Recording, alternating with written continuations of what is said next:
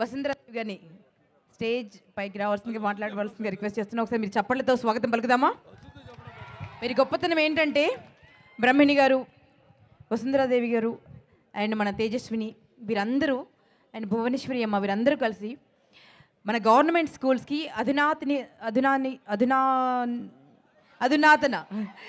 అధునాతన పరిజ్ఞానంతో డెవలప్ అవ్వాలని చెప్పి కంప్యూటర్స్ కానివ్వండి, యూనో టెక్నాలజీకి సంబంధించినటువంటి ఆల్ ద ఎక్విప్మెంట్స్ ప్రొవైడ్ చేస్తున్నారు.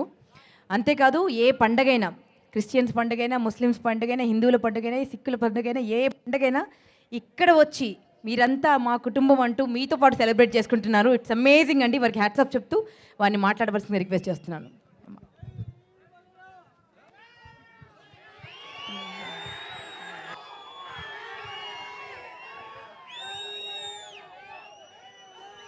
అందరికీ నమస్కారం అండి. మీ అభిమానం అండి, బాలకృష్ణ గారు కష్టార్జితం, మీ అభిమానం, మీ సపోర్ట్తోనే 50 years మీరు సపోర్ట్ చేశారు. ఆ సపోర్ట్ వల్లే పద్మభూషణ్ వరకు వెళ్ళగలిగారండి. సో మీరందరూ you are a part of this achievement. Thanks a lot అండి. ఇలాగే మా కుటుంబాన్ని ఎప్పుడూ మీరు అభిమానిస్తూ మీ ఆశీస్సులతో కొనసాగాలని కోరుకుంటున్నాను. మీరందరూ ఇంత అభిమానంగా ఇక్కడికి వచ్చి ఈ కార్యక్రమం సక్సెస్ చేసినందుకు చాలా థ్యాంక్స్ అండి.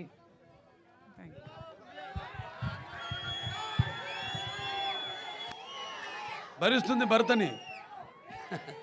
నా కుటుంబం ఒక సహాయ సహకారం నేను చెప్పుకోలే, గుర్తురాలేదు నాకు.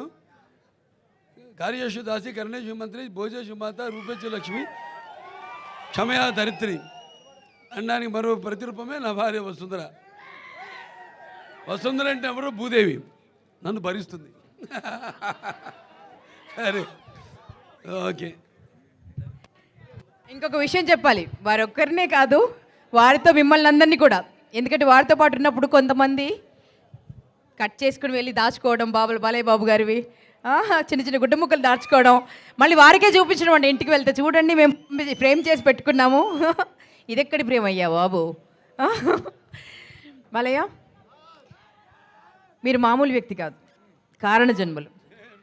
మీరు అన్నారు కదా, మనసుంది, ఆకాశం అంత మనసుంది.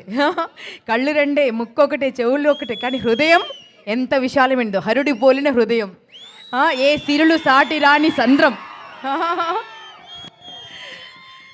సో మా బాలయ్య బాబు ఇలాంటి అవార్డ్స్ ఇంకా ఇంకా 2 మెట్లెక్కాలి, అవి కూడా సాధించాలని మనస్ఫూర్తిగా కోరుకుంటూ వారికి నిండు నూరేళ్ళు ఆయుష్నివ్వాలని, భగవంతుణ్ణి ఆయుర ఆరోగ్యాలతో ఉండాలని కోరుకుంటూ మీరందరూ ఒక్కసారి గట్టిగా వారికి కరతాళ ధ్వనులు. బాలయ్య బాబు గారి నుంచి చూసి చాలా నేర్చుకోవాలి. ముందుగా తల్లిదండ్రులను గౌరవించడం.